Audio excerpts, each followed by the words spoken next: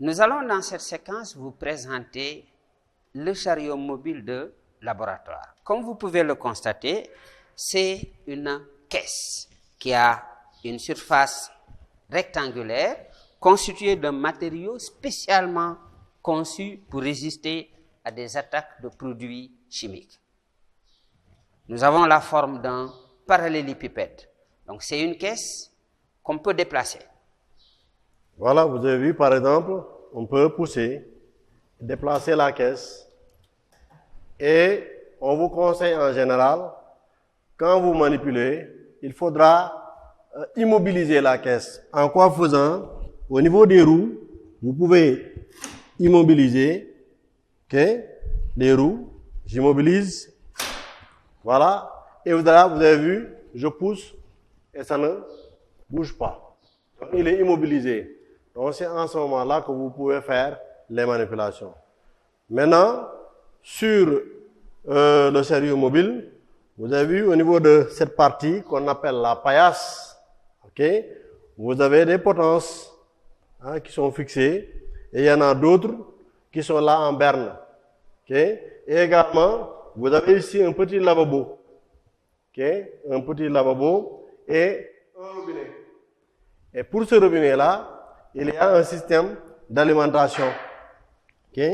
Alors, donc donc je vais enlever le verrouillage des... Voilà, je vais vous montrer le système d'évacuation avec ce robinet. Voilà. Donc voici le système d'évacuation. Donc ce robinet-là, vous avez vu, il est relié à l'intérieur avec deux récipients. Donc ce récipient-là, il renferme de l'eau à utiliser. Donc on peut ressortir, c'est un bidon à sortir et à remettre. Donc il y a de l'eau, il faut tout le temps veiller à ce qu'il y ait de l'eau. Et à l'intérieur, il y a une pompe. On peut sortir la pompe pour la voir. Vous avez vu, la pompe, elle est là. Donc cette pompe-là, donc il faut la plonger délicatement à l'intérieur de ce bidon rempli à moitié d'eau. Et maintenant, cet autre récipient, c'est pour récupérer l'eau après usage. Maintenant, comment ça fonctionne?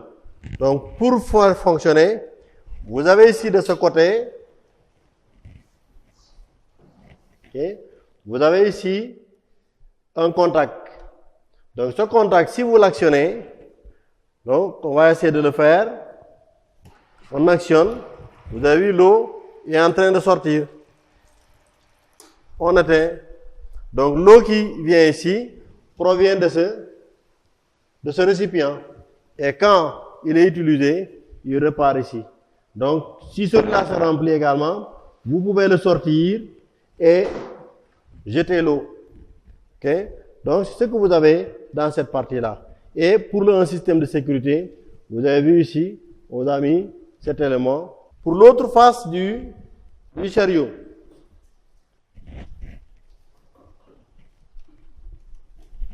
Donc là, c'est à ce niveau-là. Donc c'est le fil, voilà. Donc pour l'autre face du chariot, vous avez ici des tiroirs.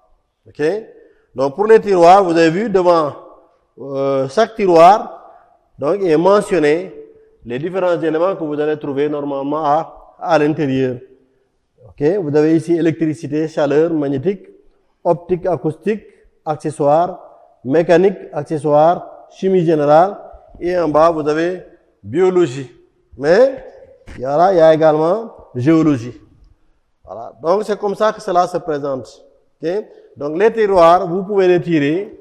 Il y a le matériel à l'intérieur et les remettre. Voilà. Donc c'est pourquoi il faudra essayer de respecter le contenu des tiroirs. Pourquoi? Parce que si vous ne respectez pas le contenu des tiroirs, ça va se mélanger.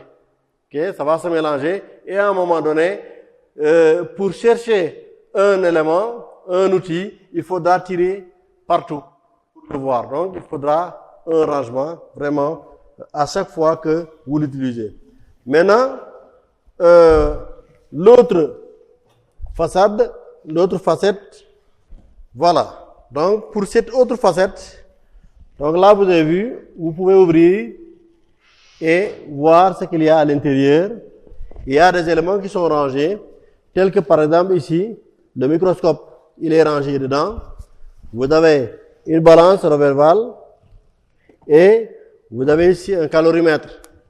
Donc, c'est rangé à l'intérieur, plus, par exemple, ces petits éléments qu'on trouve ici qui ne peuvent pas être rangés dans les tiroirs. L'alimentation du chariot est assurée par un cordon, ici, que l'on peut brancher à une prise d'électricité. Voilà le cordon. Et le fait de l'alimenter permet de disposer d'une multiprise ici, avec deux sources de tension de 220 volts que l'on peut utiliser lorsque nous avons des appareils fonctionnant sur la tension électrique. On pourra les brancher ici. Cette multiprise à deux sorties permet d'alimenter d'autres appareils. Par exemple, j'ai un générateur, je peux le brancher là. Et vous voyez ici, le générateur, il est alimenté. Donc, à partir de la prise d'électricité, là-bas du cordon, nous avons deux sorties que nous pouvons utiliser pour brancher d'autres appareils. Comme c'est le cas, par exemple, un générateur de basse fréquence et un oscilloscope, si on veut faire des manipulations, nous pouvons les brancher sur ces deux sorties. Ensuite, sur cette façade, vous avez ici un générateur de tension continue,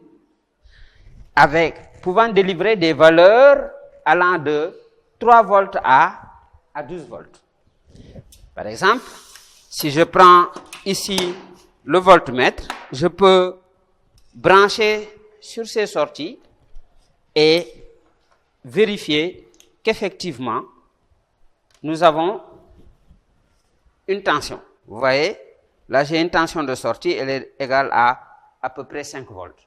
Donc ici, nous avons une sortie de 3 volts. Et nous pouvons, avec ce bouton, prendre d'autres calibres. Vous voyez, là j'ai une tension qui avoisine les 13 volts et qu'on peut utiliser pour alimenter des circuits électriques. Donc, si on a un chariot, on n'a pas forcément besoin d'un générateur. Le générateur y est incorporé. Ce générateur, nous pouvons l'utiliser si on n'a pas de générateur extérieur. Le chariot est muni d'un générateur pouvant délivrer différentes tensions. Des tensions qui peuvent aller de 3 volts à 12 volts, en passant par les valeurs de 4,5, 6, 7,5, 9. Ces tensions peuvent être utilisées pour alimenter des circuits. Lorsque nous réalisons un circuit sur la paillasse, nous pouvons l'alimenter en tension continue en utilisant le générateur qui est incorporé au chariot.